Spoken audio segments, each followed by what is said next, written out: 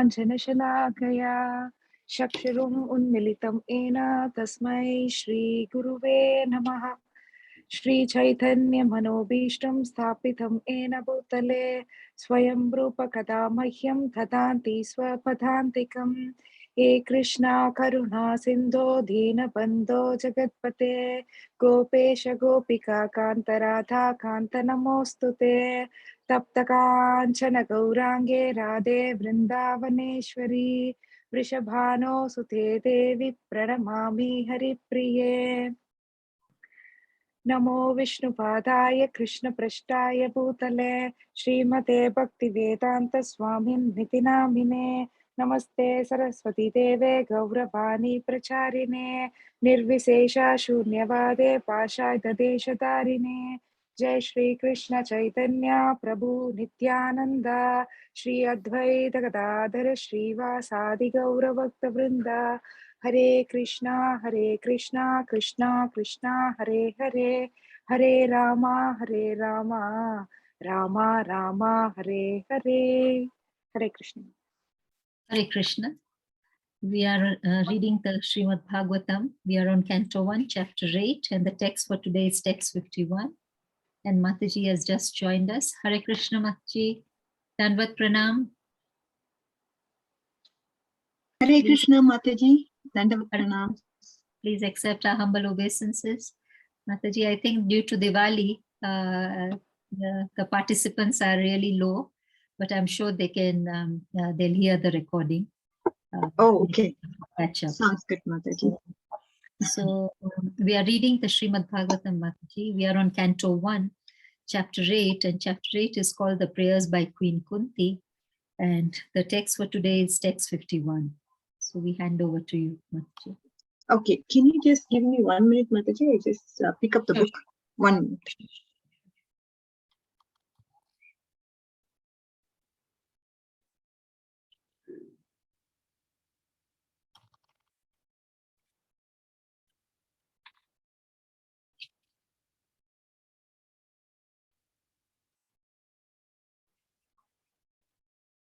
Om Ajnanatimmirandasya Jnananjanashalakaya Chakshurunmilitam Yena Tasmai Shri Gurave Namaha. Namo Om Vishnupadaya Krishnaprishtaya Bhutale Srimate Bhaktivedanta Swamin Niti Namine. Namaste Saraswati Devi Gauravani Pracharini Nirvishesha Shunyavadi Paschayata Deshatarine.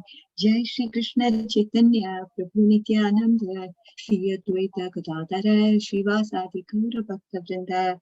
Hare Krishna Krishna Krishna Hare Hare Hare Rama Rama Rama Hare Hare. Om Namo Bhagavate Vasudevaya. Om Namo Bhagavate Vasudevaya. Narayanam Namaskrityam Naram Chaiva Narottamam Devim Saraswatim Vyasam Tato Jayamudiriet. Shrimata Swagata Krishna Punya Shramana Kirtanaha Hridayantasto Vyabhadrani Vidunoti Subritsatam Nashta Prayeshu Abhatreshu Nityam Bhagavata Sevaya Bhagavati Uttamasloke Bhakti Bhavati Naishtiki. Hare Krishna, Jai Srila Prabhupada. All right, let's get started.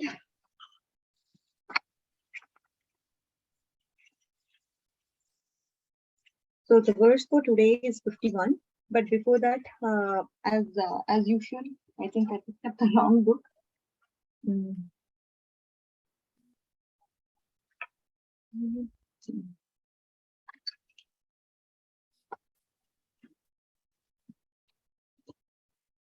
Okay, no problem. We'll just go through the database.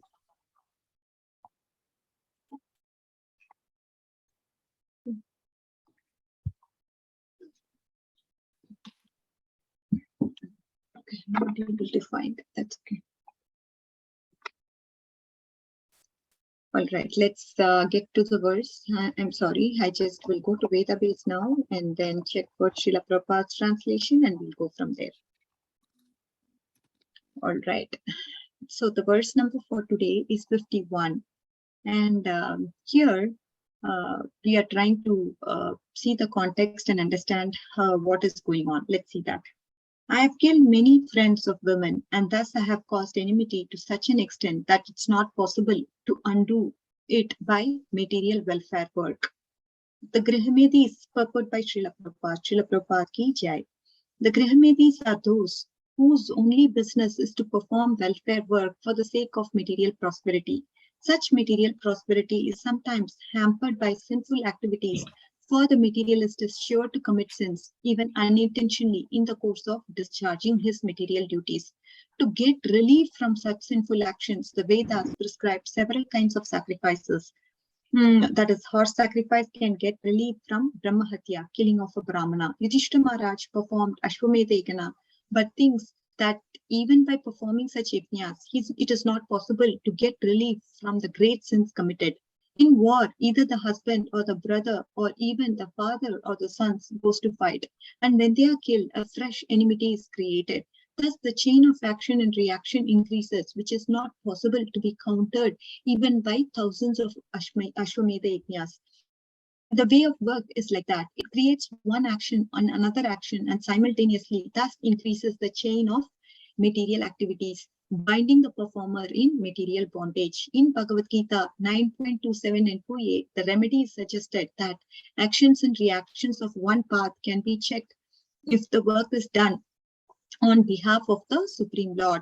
The battle of Kurukshetra was actually fought by the will of the Supreme Lord, Lord Krishna, as it's evident from the version.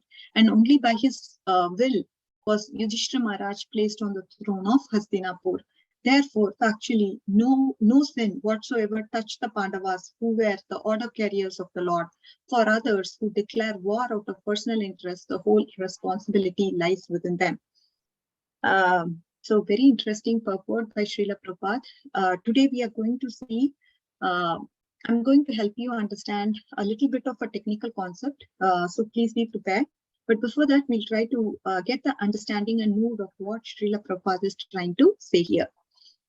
Let's get started, dear devotees. Thank you so much. So now we know this battle is fought under the personal direction of who? Lord Krishna. And it was approved by him. So much it was approved that obviously Krishna gave many reasons why we should actually perform this war. So when something is done under the direction of Krishna and the Krishna's representatives, then there is no karma involved in it. It is akarma. And akarma means there is no reaction. It is a transcendental activity. It has no material reaction whatsoever. So if one does not work under Krishna's direction, then that means he has to that activity in accordance with the scriptures. That is karma. Okay. So when, obviously here Vedic instructions are also coming from Krishna. We need to understand what is akarma, the difference between akarma and karma. Karma in general is following your prescribed duties again, you're not for doing the prescribed duties in whims and fancies, right? You are not doing it whimsically out of your own mind, but you're following through the Vedic instructions. As per the Vedic instructions, whatever is said, you do that, then it becomes a karmic activity. All right. And in case of akarma, Krishna is asking you to perform a particular action, in this case of Yudhishthira Maharaj, right? He is asking these Pandavas, yes, you have to fight in the war. Bloodshed is going to be there, but he wants to establish a higher purpose, a higher good. And that is why he is asking them to perform this act of war. And now there is another one called Vikarma. What is this Vikarma? Now, when you perform the activity, any activity, if it is not ordained according to scriptures, then that is Vikarma. Now, what is going on with Yudhishthira Maharaj, we have to understand. He is sort of thinking, I was not on the throne. I was not just fighting. I'm just simply fighting for my personal cause. It looks like that. Just for my prestige, so that I could actually become a king. I'm fighting the war. I am an aggressor. He's thinking like this. Because he's thinking like this, and he's even thinking, yeah, Duryodhan, he's not an aggressor. I am an aggressor. Duryodhan is doing fine. It is just me. Just for want of fame and prestige, I want to sit on the throne. That is why I have performed this reckless act of killing so many people. Now, when I see the praja, I see people who don't have father, who don't have children in some cases. And what is this that I have created? I've created a society where I don't see family together. Husband, wife, and children are not there together. This is all because of me. And now, this is what a devotee thinks. A devotee thinks he's the faulty person. He doesn't blame others. Very important quality, dear devotees. Any situation, if it were to come in our life, we just have to, and I know it's very tough practically, but this is on the high platform that we are talking about. Eventually, we have to keep raising. We can't set our bars low, right? We have to climb up the ladder and know what is topmost. What is the topmost? The topmost thing is to, whenever situations occur in our life, even though there could be so many reasons why it had happened, all our justification should come down upon us. We have to examine ourselves. Okay, how can I change as a person because the situation has happened in my life? What is Krishna trying to teach me through the situation? And how can I become a better person next time? We just start being apologetic for our misbehavior in that particular situation, and we just have to come out of it and become a better person as a result of that particular action. Now, coming back to the point, so we can understand what the mood of Yudhishthira Maharaj here. So humbly, he was thinking he was wrong. Of course, this is not correct. As we have heard of, obviously, as you have heard, in the previous, probably previous slokas, this is all arrangement of Lord Krishna, isn't it? He situation so that he can now, he's in sort of confusion and dilemma now. So what is Krishna trying to do with the situation is that he's planning for a bigger cause. And what is the bigger cause? He wants to actually make Yudhishthira Maharaj hear from Bhishma Dev. Bhishma Dev is now going to provide instructions to Yudhishthira Maharaj. This is the plan that Krishna has for a devotee. We all know, we are going to see in the next chapter how Bhishma Dev is lying in the bed of arrows, and how Yudhishthira Maharaj is going to go and approach Bhishma Dev with humility. He's going to approach him and talk to him about the situation. So one thing that we can learn from this particular episode, or from this particular sloka, is that we should actually develop that humility, thinking ourselves responsible for our activities. And that way, what happens as a result of this? We become very careful, we become very conscious when performing activities. Accordingly, in accordance with the scriptures, in accordance with the Shastras, we become of it. This is important, isn't it? Krishna conscious, of course, means being conscious. And this consciousness has to be in each and every activity that we perform.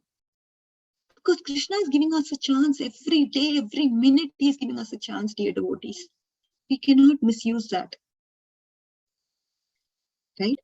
And therefore, in other words, this instruction, we should not think, oh, yeah, I can perform any activity because Krishna has authorized it. No, that is not the point.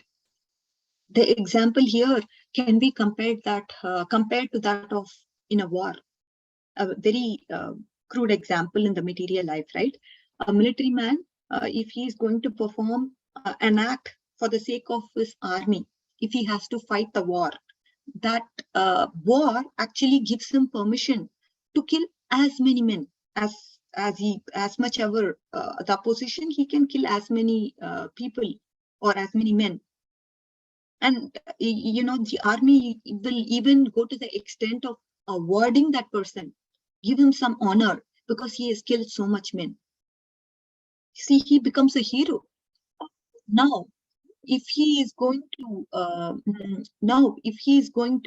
actually do the same thing, when he comes home, he sees his neighbor is yelling at him, and then he says, oh yeah, this guy is acting mean to me, so I'm going to kill him. Will that work? No, it is not going to work. What will happen to this fellow? This fellow will be sentenced by the judge. He would have a death penalty because it's not fair. When I'm in army, I killed so many men. I was not punished. But I'm just going to, my neighbor is acting mean upon me, and I'm just going to just kill one person, one neighbor. I killed hundreds of men in the war, and just one person. Look at how many medals I have got because I have killed so much men. I've been appreciated by my army. But now I'm just killing one man, and you're giving me death penalty. What is this?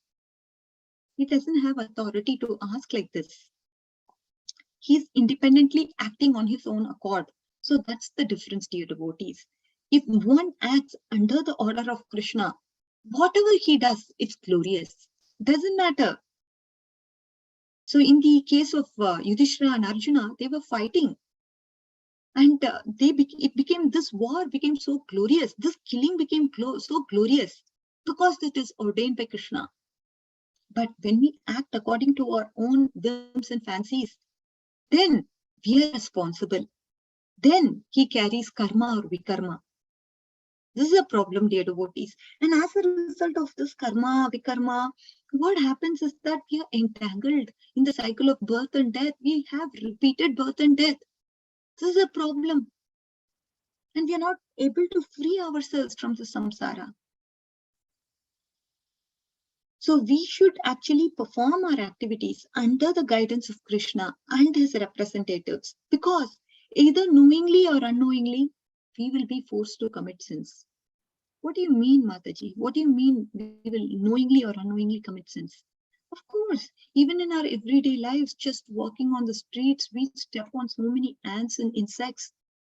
In the process, we are killing them, causing anxiety to others. It's inevitable as long as we are in this material world, dear devotees. So it is inevitable.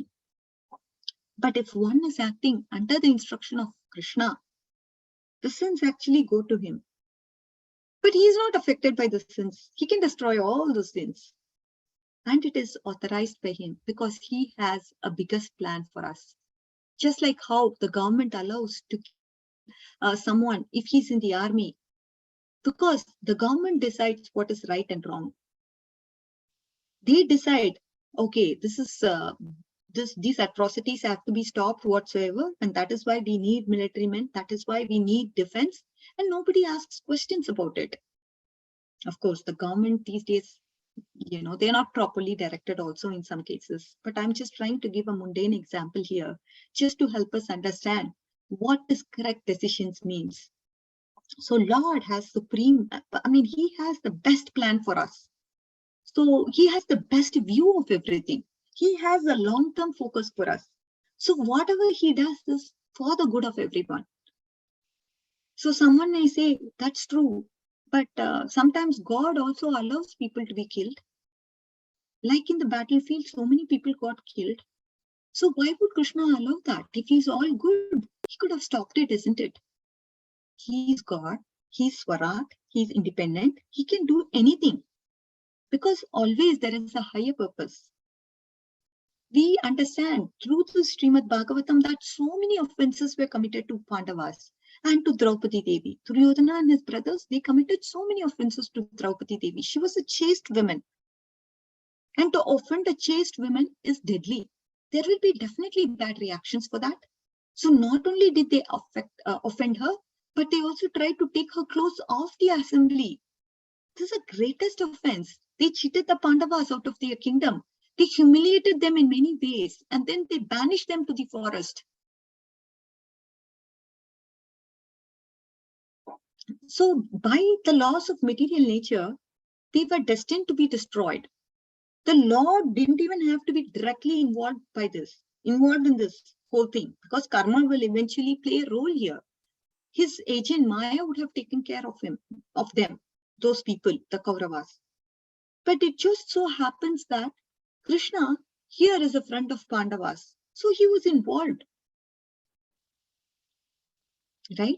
He was driving the chariot for Arjuna. He was giving directions to Arjuna. Whenever someone commits these kind of sinful activities, what will happen? He will lose his wealth. He will lose his longevity. Longevity means lifespan. He will lose everything, his family.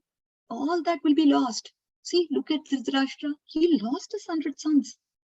They were all killed by Bhima. Bhima took a vow that I will kill the 100 sons of Dhritarashtra personally because of the sins that they have committed. And he did it. One after the other, he fulfilled the vow. It should be known, of course, to us that Krishna actually tried to stop the war, isn't it? Before the war began, he actually went to Duryodhana. He said, Duryodhana, let's not have a fight between the family members. You give Pandavas half of the kingdom and you take half of the kingdom, even though you don't deserve any kingdom. Because Yudhishthira Maharaj is the actual heir to the throne. The throne was held by Pandu, and Pandu is the son of Yudhishthira Maharaj. Duryodhana has no claim whatsoever. But anyway, whatever has happened, let it be.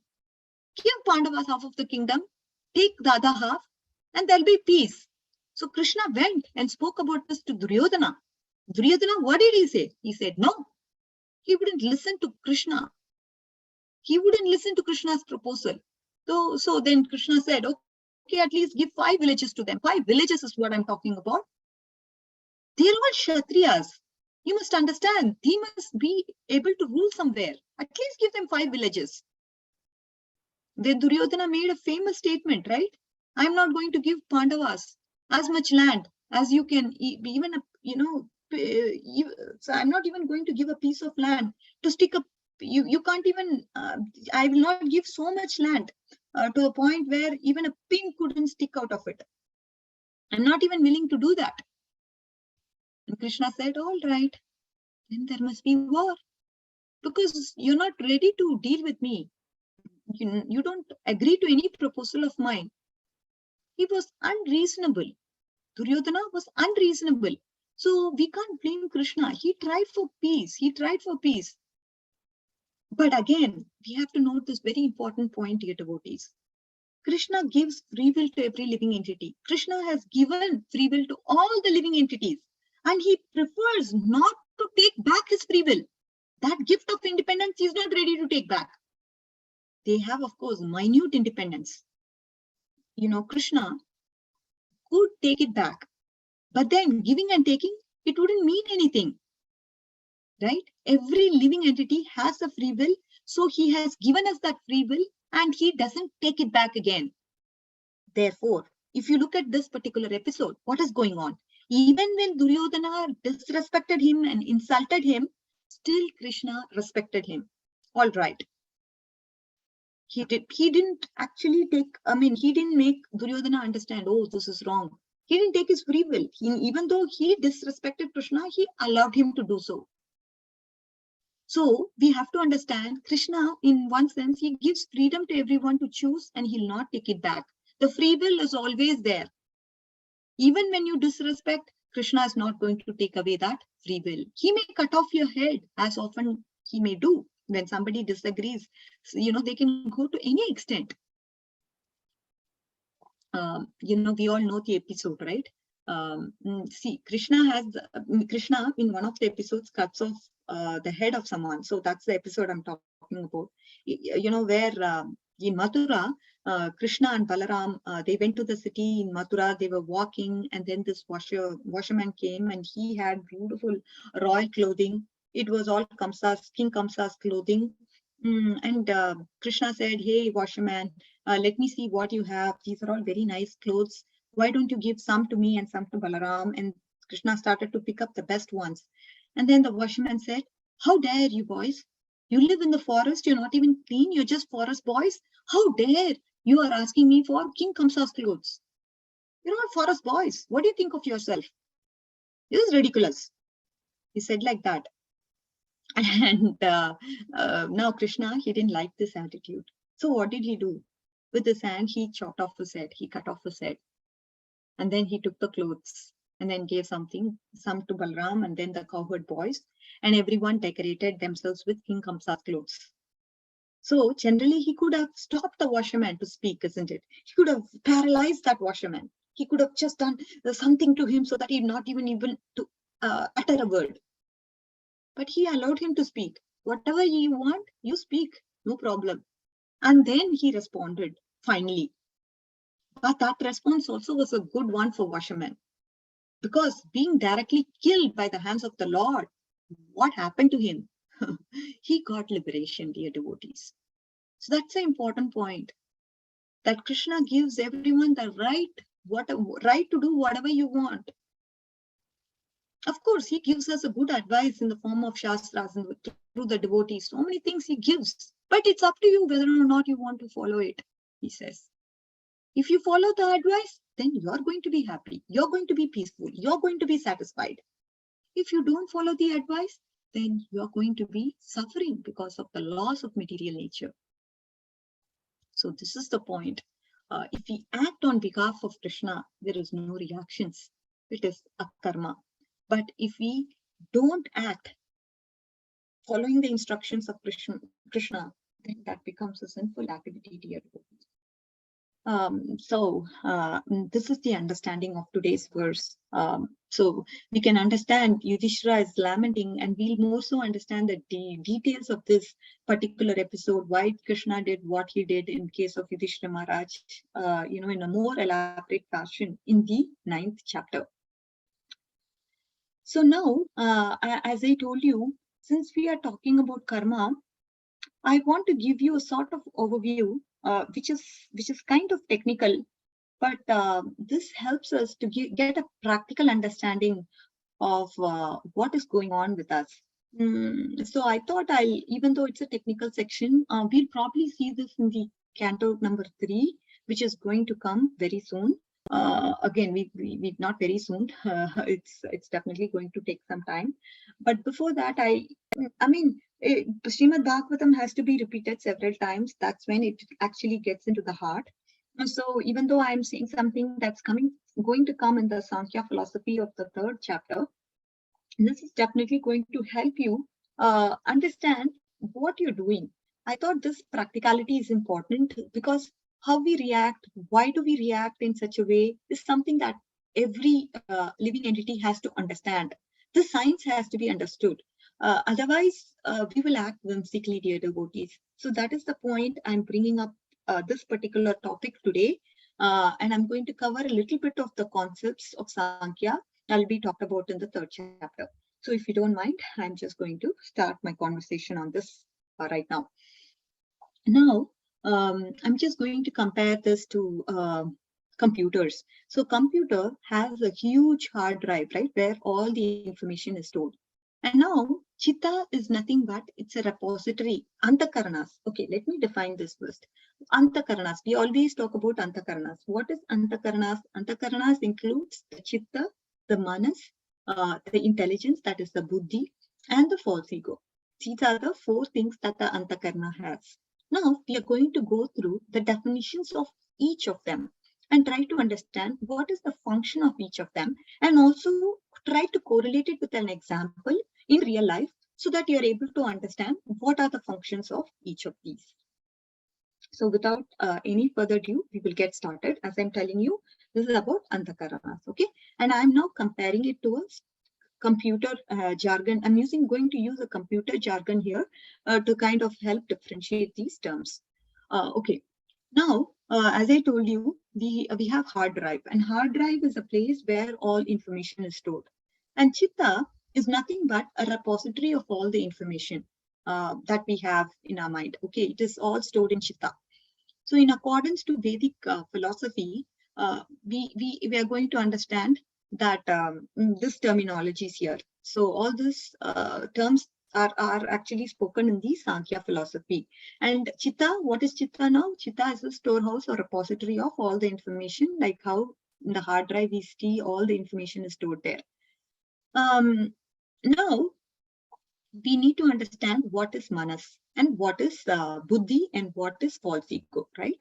So now, I'm just going to use an example here so that you're able to understand and visualize this. Say, for example, I'm just trying to think.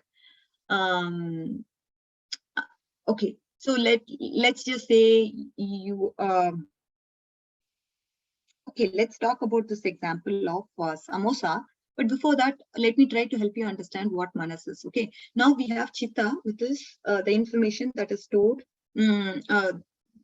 there in the it is there in the deepest of the minds. Okay, deepest of I'm just trying to confuse here because I'm just trying to think of an example and I'm trying to say something here. Anyways, let's just take Chitta. Chitta is information where it's a repository, it is a storehouse. And now coming to Manas, Manas is subconscious. It stores, it has information of all the emotions that that we go through. Say for example, I like this, I don't like this, I hate this, I really hate it, I love this. All this emotional information is what this Manas has, which is in the subconscious part of our mind. Now, a Manas or mind is, it's also like a, we can say it's like a random access memory, so as to speak. So it perceives, I mean, Chitta, what happens when we see something, it perceives the form of it. And then what happens immediately? So it is, since Chitta is the storehouse of all information, now when we see an object, this search program is enabled. Okay, search program, what does it do? Oh, yeah, this object, oh, samosa. Okay, I'm going to search for it. What is the emotion that I had? The Manas will say, I actually liked eating samosas. This is the feeling I had by eating samosas. I felt good. I actually felt really nice after eating samosas. Okay, this is what the Manas. Now we have Chitta, which is a storehouse, which actually identified, okay, that is where all the information is stored, and you perceive the form, and then you run a search program through it. You begin to actually compare the perception of feeling with what I already know. Okay, and now you think, yeah, this is something that I liked. And then what happens? Now we understood two terms. So this is, Manas gives you what? It is giving you emotions. It's able to tell you, yes, I like this, I don't like it. All at the subconscious level, you're able to identify whether you like or don't like a particular object or a particular thing.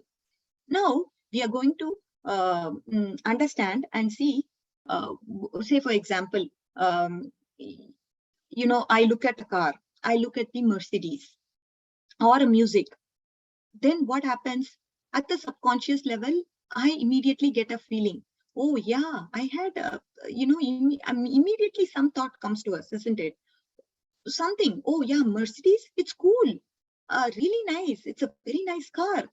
Then do you have any previous experience connected to a particular emotion with regards to Mercedes, which is what the Manas is tied to? And the Manas will say, yes, I think I had a good feeling. I really had a good feeling. Okay, since you had a good feeling, you want to possess it, isn't it?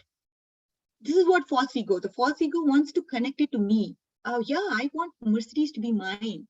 I want Mercedes to be a part of me. I want it. I want to enjoy it. So since I've got this positive emotion that is connected to this particular Mercedes already, I really want to have that as a part of me. I want it. So this is what is false ego. The false ego is trying to connect that object to you. Are you able to understand, dear devotees? So we have a place where all information is stored, and then a search program gets enabled where it is searched in the form of index to see what is your emotional content to it. How did you feel about that particular object or particular thing? And then what happens? You try to connect that object to yourself, making it a part of you. Yes, the false ego is what connects that particular object to yourself, making it yours. And now what happens? The buddhi does something here. What is the buddhi doing? Know that you have connected that Mercedes to be part of you. You want that to be yours. This buddhi is acting now. What is it doing? Oh yeah, I have to work extra 3 hours per week to get this object and make it mine. So again, another example, right? At first, say for example, some music you heard, some song, and Manas, what does it do? Oh, I've heard this music before. So Chitta is what is giving that repository, and it's saying, yeah, Manas says, yeah, I have heard this before, and it looks like Mozart. It looks like something. There's a feeling now. I like it. I don't like it. So if you have interest in piano and Western classical, then you probably like it. On the contrary, if there is some classical, then, it's boring because it's sattvic, too much sattvic. There's no enjoyment to me based on the samskaras that is stored in the index in your brain. This is what is the reaction you get. And depending upon it, you connect it to a part of your. This is what Akankara does. This is what false ego does. The false ego connect that object and make it a part of yours. And then the buddhi works to help you actually acquire that object. So now, after chitta perceives some object, ahankara puts it in place, and then buddhi, the conscious mind, is determining, okay, now I have to work hard to get this particular object and make it a part of me, because I want it to be mine, and all I have to do is I have to maybe work extra hours and go to another job, switch jobs, so that my salary is raised. So in this way, the buddhi starts to plan. Again, if you look at our particular day-to-day scenario, what is going on? It seems so fast. We just make a decision so quickly, but Antakarana is working. It's a work in progress. That's just actually helping you to understand, analyze, and make a decision, and then acquire that object. So this is what is important, dear devotee. If we are able to understand psychologically what is happening, Sankhya is helping us understand this. Of course, I was just trying to ramble on an example so you'd be able to understand. But I really wanted to practically give you an example so that you're able to understand these terms. But what I wanted to tell as a result of this is that we are unconsciously performing actions. Why? Because of our samskaras. Yes, I like it. I don't like it. I want it. That's the mode we are driven by. Are you all able to understand how we are working as a robot? Yes, straight, take 2 steps and then take left. Like that. Because of our samskaras, we are acting in a very, very robotic way. Yes, because it's all stored there. And that computer program, when it is run, it has to give an output. And that is the output. We think that is what we need to do. And that output may or may not be right. But we think it is right and go with the flow. But not necessarily. This output could be wrong. This output could be a faulty output altogether. But we think it is right. Because the mind says so. So buddhi is actually what determines what I will do as a result of what I have seen, right? Action is not just a simple mechanism. All these things happen very quickly. We really don't even think about how it happens. It happens live automatically. This is a mechanism, and any spiritual practice, what it is helping us do, it is going to transform us from this mechanism of us acting like a robot into a conscious living entity. What is it? What is this spiritual practice or devotional service trying to do to us? It is trying to help awaken our mind or buddhi. So hope you all understood this particular concept. If not, I can go or explain further if somebody has questions. I just want to take a call on that before I proceed further. Okay, I have Panchali Mataji having a raised hand. Go ahead, Mataji. Hare Krishna Mataji, thank you very much. So just to recap, so everything is stored in our chitta, and then the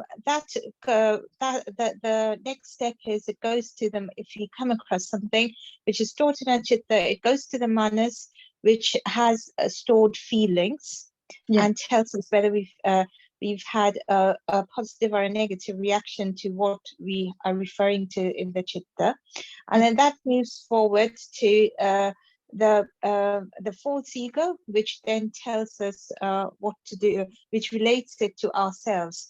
So and then that goes to the buddhi. And I missed that, and I didn't. Oh, the buddhi is the one. Yeah, the buddhi is the one that's trying to acquire the object after that. Now that it has become a part of me, I have to acquire it. And what does this buddhi do? It uses its intelligence and it tries to plan how to acquire that object and make it mine. Okay. So and then samskara, what is that, Mataji? It's the whole thing? Oh, yes. The samskaras Okay. are the impressions that are stored in our chitta. Yeah, as a result of performing a particular action, you have it in the form of an impression. As soon as an activity gets performed, there is an impression, chuck, like that. Thank you, Mataji. Yeah, very nicely you summarized it and you understood that concept very well, Mataji. Mataji, can I request what is the English word for all of these, and does this relate to our subtle body at all? Yes, yes, it all refers to our subtle body, Mataji. And you know, in Sankhya they've noted these terms and they call it antakarana. But again, as far as the English terms, we have false ego, we have buddhi, which is intelligence, and manas is called mind. And chitta, I mean, it's a storehouse repository of information, basically. So yeah, those are the simple terms so as to tell, Mataji. Thank you very much, Mataji. Thank you. Wonderful. Thank you, Mataji. This chitta is not the Sat Chit Anand. This chitta is not the Sat Chit Anand. No, not that, Mataji. Yeah. Sorry, Arya Govind Prabhuji? Hare Krishna, Mataji. I just had, in Bhagavad Gita, Krishna says that Sarvasya Chaham Hridi Sannivishto. So, I give the intelligence and remembrance and forgetfulness. So, if he is controlling the intelligence, remembrance, and forgetfulness, so how do we explain the freedom or individuality? So Prabhuji, this is again Sarvasya Chaham Hriti Sannivishtu. If you are looking at a pure devotee, this applies to him, Prabhuji, because he is thinking about the Lord 24/7. He is actually doing the process of devotional service. Even during the sleep, he's going to only dream about Krishna. So that for that person, Krishna actually gives the remembrance and gives whatever is needed to for him to act upon that particular situation. So when it comes to love, Krishna wants this free will, because love is nothing but it has to happen between two people. If it is going to be forced, then it's not love. Eventually, we are all aiming to love Krishna, isn't it? We all want to love Krishna and serve Krishna. And if Krishna doesn't give us this free will, then we will all act in a robotic fashion. That's not what Krishna wants. And to the point, when it comes to us, I mean, when it comes to us, Krishna actually looks at our sadhana. Sadhana is what we have to do from our end. And if he is going to be pleased with that level of sadhana, then he transitions us to the next stage. That is bhava. So in Bhakti Rasamrita Sindhu, we have three categories. It is sadhana bhakti, bhava bhakti, and prema bhakti. So sadhana is what Krishna wants. I mean, he will see how much endeavor we are actually putting to constantly remember Krishna, to perform our sadhana. And based on that, he is going to give us bhava, and that will transition to prema. So the free will is always there. And depending upon how we actually utilize our free will, and depending upon how we endeavor to perform the action, that is the pure devotional service, to that extent, Krishna will then reciprocate to us, giving bhava later. Hope this helps, Prabhuji. Sure, Mataji. I just had a another doubt. Like, what about non-devotees? Like those who are not connected to Krishna at all, not interested in Krishna consciousness, but still he's still controlling their intelligence, their forgetfulness, their remembrance as well. So, like, no, Prabhuji. With regards to non-devotees, it is the law of karma that is playing role, right? I mean, depending upon what they do, what they not do, they are actually, see, everyone is controlled by Krishna, either through Mahamaya or Yogamaya, right? I mean, and Mahamaya plays a role. As far as them, these materialistic people, everything is a vibhuti of Krishna, of course. I mean, all whatever opulence that we have, some beauty, some, if we have some big house, everything is Krishna's. But with regards to the non-devotee, he is actually controlled by the law of karma. Okay, if you do good things, then you get piety. If you do bad things, you are going to get impiety. But a devotee is not worried about piety and impiety. So directly Krishna takes control and gives situations in his life to come closer to his lotus feet. This is the devotee's mood. Are you going, Prabhuji? Thank you, Mataji. Hare Krishna. Hare Krishna. Okay, Lakshmi Mataji, go ahead. Hare Krishna, Mataji, Dandavat Pranam. I got all your explanations, Mataji, but again, just a follow up on Panjali Mataji's questions. I had the same question. What is sanskara? What is the difference between sanskara and chitta then? I somewhere missed something. Okay, see, samskara and chitta is the storehouse, a repository of impressions. So it is not only having the current birth, but also from the past births, you have so many impressions that are stored. That is chitta. It's a repository of all the information, basically. Okay, Mataji. So sanskara will be for only this birth? No. So the impressions will be there in the chitta. The impressions are there in the chitta. And again, there is so much detail in Sankhya that we'll be talking about in third canto Mataji, which will actually talk about the unconscious mind, the subconscious mind, and the conscious mind. So the conscious mind is having all the thoughts, whatever thoughts that we have is in the conscious mind, Mataji. So basically, the active thoughts, the active things that we pursue is there in the conscious mind. And the deep and the subtler you go, the manas has the subconscious details, and it is actually taking the emotions depending upon how impacted you were through that particular emotion. To that extent, you will actually tend to repeat a particular activity. All that will be discussed in third canto. I didn't want to go in depth. This concept is a little too much to digest. So let's take one at a time. If we are able to understand the basic things, how we are responding to a particular situation, we are doing it unconsciously. That's the point I want to derive at, because based on the previous impressions, we act in a particular way like a robot.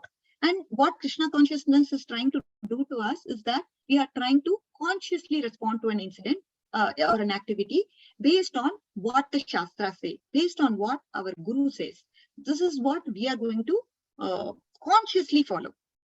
We want to come out of our likes and dislikes and then operate in a mood of what is anukul for Krishna and what is pratikul for Krishna we should avoid. This is the mode we have to operate. But what are we operating on? Based on our likes and dislikes. This is in summary the point that I was trying to convey. I hope this helps, Mataji. Okay, Mataji.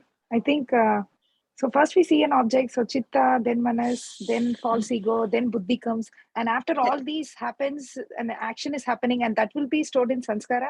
So that's where this in this workflow, that sanskara comes in. Correct. Final? That is where it stores.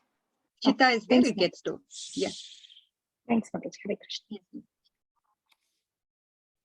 Hare Krishna, Mataji. So if we want to connect it to Krishna and make it a karma, so we see the Mercedes or the samosa, and then our mind says, yes, Krishna would love to ride in a Mercedes, or Krishna would love this samosa.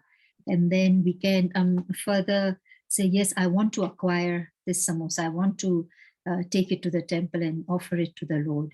And then it's okay, I will have to go and buy the potatoes and the peas, or I would have to work extra hour to get the Mercedes so Krishna can ride in it. So then it's the same example, but now you have connected to Krishna. Is that the final aim of what we should be doing? So now, so this is again with regards to Krishna, I mean, doing an activity for Krishna. What is the impetus there? The impetus is the Shastras. The impetus is our hearing of Krishna Katha. That is what is the impetus. And now the false ego, it becomes true ego, becomes the servant of Krishna. It becomes true ego, meaning I want to be servant of Krishna. So whatever object I look at, it's not for the pleasure of me. It's for the pleasure of Krishna. So now what is happening here is that, there is a Artha Pravritti that is happening.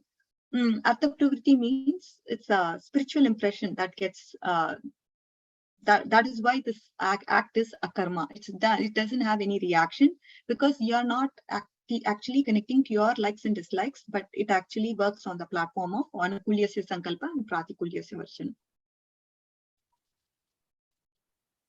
Hope that helps, Mataji. Yes, thank you very much, Mataji. Are there any other questions or comments? I know this is a little bit difficult, at least for Sorry, me. I really didn't want to talk about it, but I thought this can help you practically starting today. That's why I thought let me take some trouble to enlighten you all with this knowledge that is spoken by Kapil Dev in 3rd canto. Yeah, thank you very much. Yeah. So we can now start thinking and processing the thoughts. Lakshmi Mataji has a comment or a question in the chat. Sure, Mataji. Thank you so much. Thanks to Srila Prabhupada. He has given so much knowledge to us to help us understand, actually to progress in this path of devotion. It is susukam. It is very enthusiastic. It is very nice if you all practice it together in a non-envious way. Each one actually should appreciate the progress of other. If somebody is progressing in devotional service, the problem with us is that we actually look at that person, he's progressing more than me, he's doing sadhana more than me. Instead of actually getting inspiration, we have this enviousness is actually not going to let us to the spiritual world, dear devotees. That is why as devotees, we have to share our knowledge. We want everyone to progress to the same extent that you are progressing. We want all of them to progress in this world. This is compassion that each one of us should have. We want Krishna to be happy at the end of the day. It's not about your happiness. This concept of my happiness has to go. And that is why I really stress this point now in today's class, because here Yudhishthira was performing the act of Ashwamedha Yajna. For Yudhishthira Maharaj, even though he was performing Ashwamedha Yajna, he was constantly thinking about the Lord. Even though it can seem as a karmic activity, very important. It can be a karmic activity, but he is able to think about the Lord while performing this karmic activity. But we are not able to do that. When we go to work, we think about work. Oh, this bug is not resolved. That bug is not resolved. But with regards to Yudhishthira Maharaj, it's different. Even though he's performing a karmic activity, it may seem karma, but it is not karma because his mind is engaged in the Lord all the time. That is the mood we have to imbibe. Eventually, satatam, we have to always remember Krishna. This is where we need to come to. And that's why I wanted to sort of give you an understanding of what is this karma. We talk about it all the time, but we don't know what it is. And hence that explanation of Sankhya a little bit to help us understand how we mechanically do things, sort of to get that perspective. Okay. Thank you very much, Mataji. We are almost about to exhaust our time. We have 4 more minutes. So, Arya Govind Prabhu, is it possible for you to end the session? Hare Krishna. Yes, Mataji. Hare Krishna. Thank you so much, Mataji. So, such a difficult subject, you have made it so simple for us, all of us, to understand. Still, we are still, trying to contemplate and understand all these things. Thank you so much, Mataji. Hare Krishna. I request all the assembled devotees to unmute and chant Hare Krishna Mahamantra in glorification of her grace, Radhika Kasturi Mataji. Hare Krishna. Hare Hare Krishna, Krishna Krishna, Hare Hare, Hare Rama, Rama Rama, Hare Hare. Hare Hare. Vancha kalpatarupasya kripa sindhubhya eva cha patitanam pavanebhyo vaishnavebhyo namo namaha. Ananta Koti Vaishnav Vrinda ki jai. Srila Prabhupada ki jai. All glories to the Grace Radhika Kasturi Mataji ki jai. All glories to the assembled devotees. All glories to Srila Prabhupada. Hare Krishna. Thank you, dear devotees. Thank you. Happy Deepavali. Thank you, Mataji. Happy Deepavali and happy Govardhan Puja. Thank you. Happy Bye. Govardhan Puja. The Thank same. you, Hare Krishna. Govardhan Puja. Mataji. So Thank you. Mataji, is it celebrated in the US as well? Because my brother lives in Virginia, and there's an It's ISKCON temple. And when I go to his, I have to, it's about an hour's drive before we can go to the ISKCON temple, and it's quite small. But I don't know if it's celebrated at your end in the West End or not. Yes, it is celebrated. It's on Monday here in California. We celebrate it on Monday, and then Tuesday is the Govardhan Puja. And we were supposed to have Amarendra Prabhu as a speaker, guest speaker, but then it was cancelled because he was not feeling well, and he'd been traveling a lot, coming from one part to another part, and apparently he was completely sick. So I think a lot of arrangements were made, hoping Amarendra Prabhu's arrival. But it's all Krishna's plan. At the end of the day, we just have to wish well for him and pray for his speedy recovery, and then celebrate our